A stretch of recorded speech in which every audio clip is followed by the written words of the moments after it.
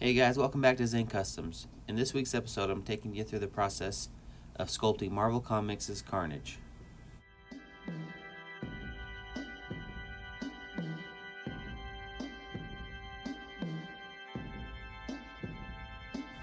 So I actually worked through this sculpt pretty quickly.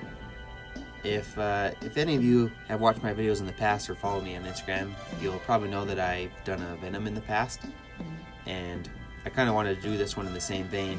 So it was pretty simple for me. I've already done a Venom. I know how to go about doing the mouth and the teeth and all that. So all I'm doing here is starting it off in Forger just to get the basic shape down.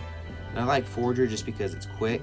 You can maneuver the scene with your fingers because it's on the iPad. So it's quick just to rough stuff out, and then I'll throw it into ZBrush to finish it off. But like I said, this one was pretty easy because I had already done that Venom a couple months ago.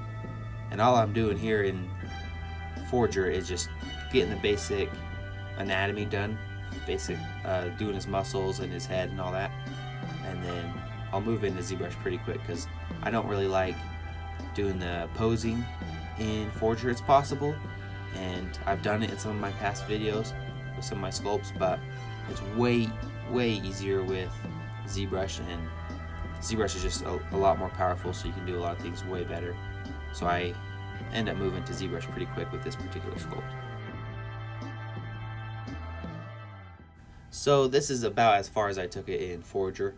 I did end up moving him a little bit, that's why his arms are up here, but it's just so time consuming that I decided to throw it in ZBrush and finish it off. And first off, what I do in ZBrush is I remesh it, and then I go in and fix some of the details, then I start reposing.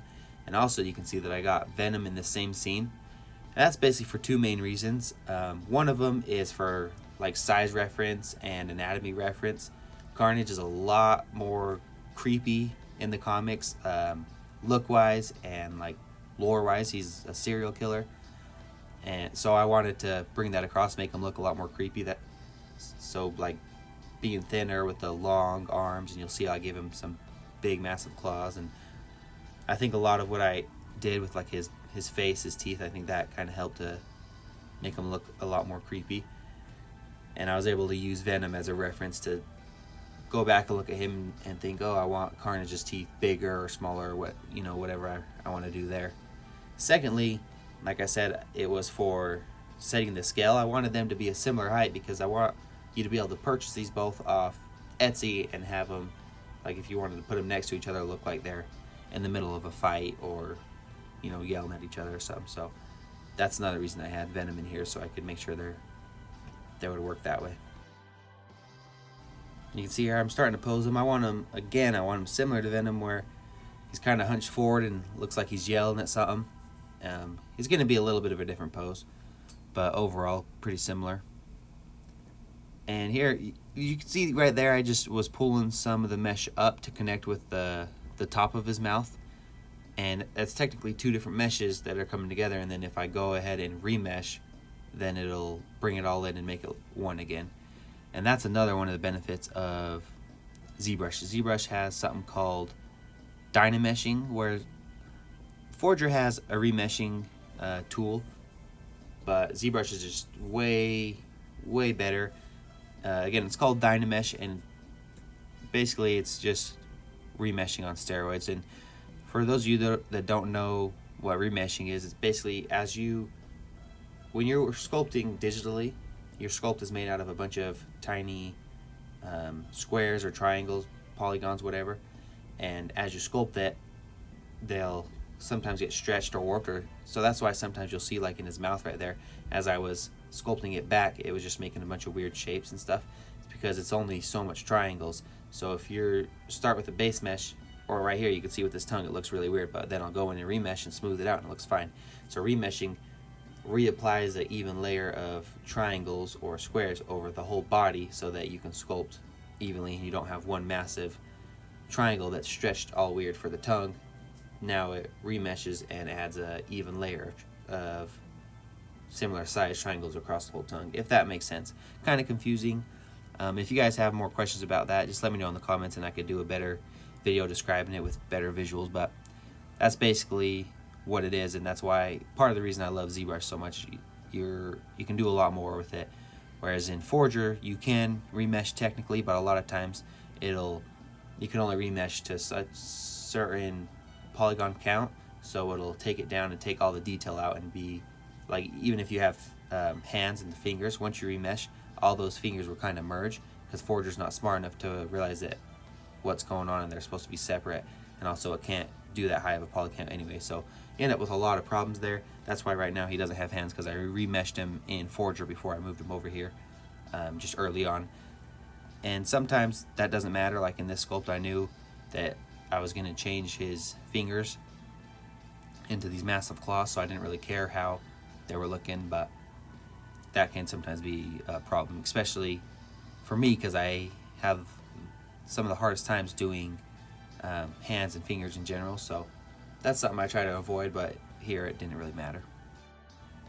And once I get him reposed, a lot of times it gives weird geometry, which kind of goes along with the remeshing thing. You'll get some weird geometry, but when you do it, it kind of, when you repose, it kind of remeshes itself, so then you got to go in and fix the geometry, and sometimes I'll fix it, remesh, fix it, remesh until, you know, the polygons are working how you want them to, and you get a good base mesh. But I'm basically just trying to fix all the weird geometry that happens when you reposition a character, and then after that I'm going in and doing final details.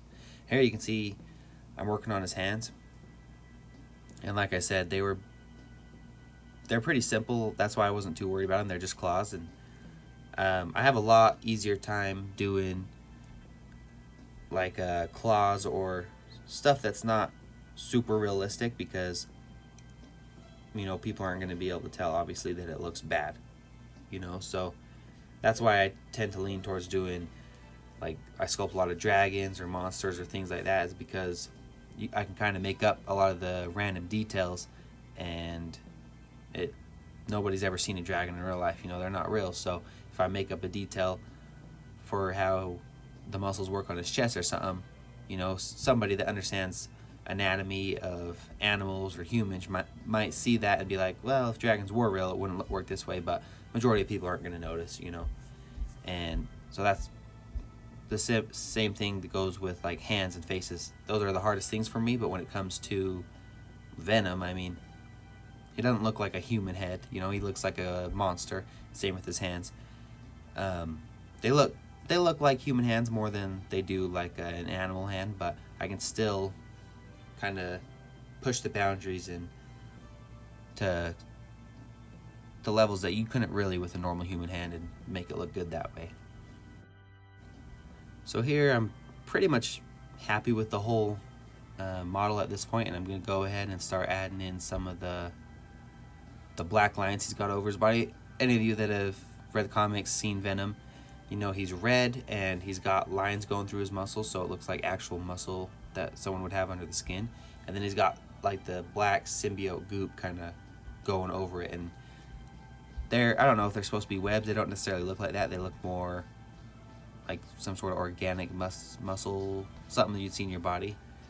But what I'm doing here is just finding a good material to use for Venom's base mesh, and then when I go in and add the black, I could actually add my brush, which bumps up where I want it to be sculpting, plus the color, so I can do it all at once. I don't have to sculpt in all these lines and then go in and paint them black later. I can kind of do it at the same time. Just another benefit of ZBrush. It's such a powerful tool, and you can do so much with it. So I'm going to go over his whole body and add in these black webs, whatever, I'm not sure what they're supposed to be. And then once I get that done, I'm going to go in to all the red parts and add in the lines that like he would have in his muscles. They're supposed to look like muscles under the skin, so you see all the tendons. So that's what I mean when I say the lines. And I actually went through this pretty fast watching it back, but this felt like it took forever, because the whole sculpt was fairly simple for me, and I was just kind of flying through the whole thing. But once it got to this point and doing the muscle tendons, it just felt like I was it was taking forever because it's so much little detail, and over the whole body just took a long time. And here I'm just painting the eyes white. I'm using a different material. You can use colors and materials separately, and it might be hard to tell, but like I used a different material for his eyes so they're more reflective versus his body. And I probably didn't use the best material because they look like they're the same, but that's something you can do. If you've seen some of my other videos, it's more apparent. Like I did a Power Ranger a long time ago, and I painted his whole suit with more of a matte material, and then all the armor I used more of a glossy material. And that's just kind of what's going on here with his eyes. And I probably could have used a more glossy material for his eyes and teeth to make them look more reflective, but it is what it is. I think it looks fine. And again, I got the Venom in here, just trying to set up a good lighting and make sure they look good together. I want the Carnage to be smaller than the Venom, height and like thickness wise. And obviously he's not as thick as him. Venom's muscles are way bigger. He looks like the Hulk or something, but I also want him to be a little bit smaller.